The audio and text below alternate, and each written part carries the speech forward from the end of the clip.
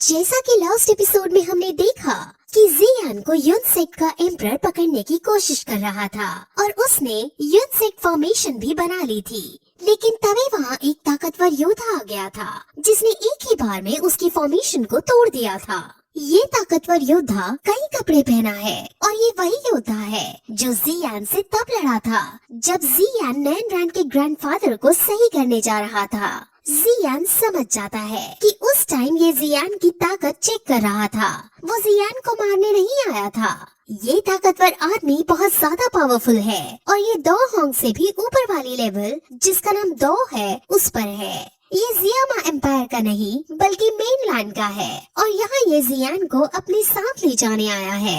लेकिन यूनसेक का एम्परर उसे ले जाने नहीं देता क्योंकि जियान से अब उसे अपना पर्सनल बदला भी लेना था। और जब उनके बीच बहस ज्यादा बढ़ जाती है तो दोनों अपने अपने हथियार निकाल लेते हैं। ताकतवर योद्धा के पास शैडो की डेविल ताकत थी और वो अब उस पर अटैक करता है।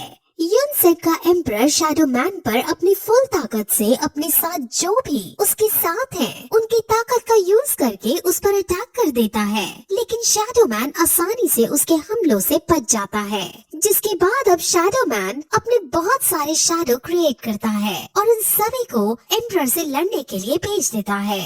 अब लंबी फाइट के बाद एम्परर बुरी तरह घायल हो जाता है। उसे समझ आ जाता है कि वो इसको नहीं हरा पाएगा, लेकिन वो अपनी सेक्ट की इज्जत इस तरह खत्म भी नहीं होने दे सकता था। इसीलिए वो एक बांसुरी निकालता है और उसे बजाने लगता है।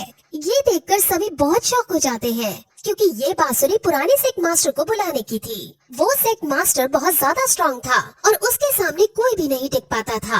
अब यूजी जो उड़कर किसी का पीछा कर रही थी, उसको भी पुराने सेक्ट मास्टर के आने का पता चल जाता है। पुराने सेक्ट मास्टर यूजी के भी मास्टर हैं। सबको ये लगता था कि वो मर चुका है, लेकिन वो अभी भी जिंदा है और अभी भी वो बहुत स्ट्रॉन्ग है।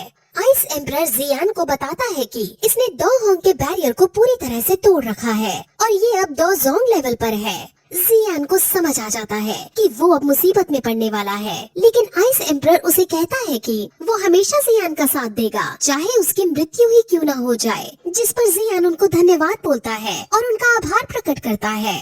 अब फिर वहाँ पुराने सेक्ट मास्टर आ जाते हैं और एम्परर उन्हें नमस्कार करके उन्हें सब बताता है और जियान की एक इमेज उनके सामने रख देता है और कहता है कि अब आपकी यूनसेक की इज्जत दांव पर लगी है और अगर आपने अब कुछ नहीं किया तो यूनसेक डिस्ट्रॉय हो जाएगा।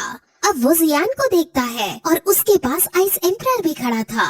वो आइस एम्परर को ताना मारते हुए कहता है कि अभी तक तुम क्वीन मेडुसा के हाथों मारे नहीं क्या? जिस पर आइस एम्परर भी उसको ताना मारते हैं और कहते हैं कि तुम्हारे बुढ़ापे ने तुम्हें अभी तक मारा नहीं है क्या?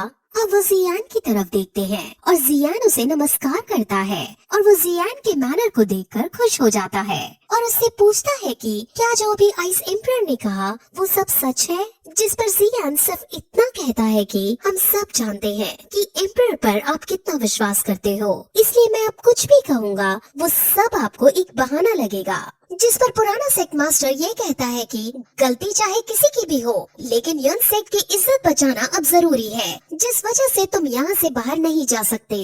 अब वहाँ फिर शैडो मैन भी आ जाता है और शैडो मैन और उसकी भी बातें होती हैं, जिसमें दोनों एक दूसरे की ताकत का अंदाजा लगाते हैं और शैडो मैन उसको पीछे हटने की धमकी देता है, लेकिन पुराना सेक्ट मास्टर पीछे नहीं हटता और अब ये तीनों उस पर अटैक करने के लिए चले जाते हैं। जियान स्नेक के ऊपर बैठकर आगे बढ़ता है। शैडो मैन उसको जाल में फंसाने की कोशिश करता है और आइस एम्परर उसे आइस से मारने की कोशिश करता है, लेकिन लंबी फाइट के बाद भी वो ओल्ड सेक्ट का कुछ नहीं बिगाड़ पाते और ओल्ड सेक्ट मास्टर उन दोनों को दूर फेंक देता है।